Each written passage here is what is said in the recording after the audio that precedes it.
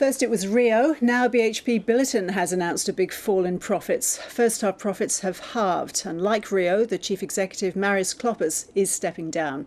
BHP is blaming the strong Australian dollar for its troubles. Here's finance reporter Sue Lannin. So Sue, talk us through the numbers and the reason for the slump. Well, Ros, we very much saw that BHP Billiton's revenue took a hit. It was down about 14%, in fact, to around $32 billion. Now, the reason for that is, of course, fluctuating commodity prices. We saw the iron ore price fall to the lowest since the GFC back late last year. It's since recovered. The high Australian dollar is also cutting into BHP Billiton's fortunes and the fortunes of other mining companies. So in the end, the net profit after tax came in at $4.2 billion. That's 4.1 billion Australian dollars, and that, Ros, was down by more than half for the same time a year ago. So this is their half-year result. And so the boss, Marius Kloppers, is stepping down. Is this a result of the company's performance, or was he going anyway?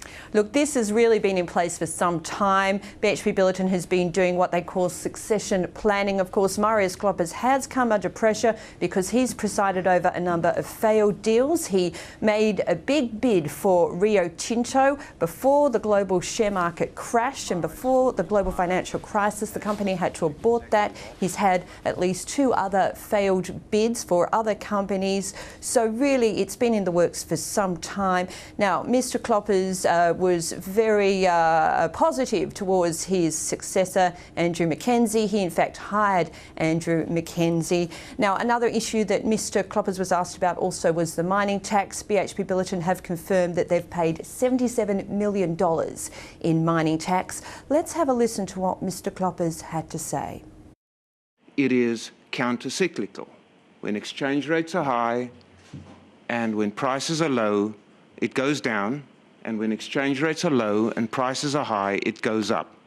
We'll pay more over a cycle, but gosh, to measure that over one 6-month period and declare it one way or another is, that's probably not a call that I'm brave enough to make.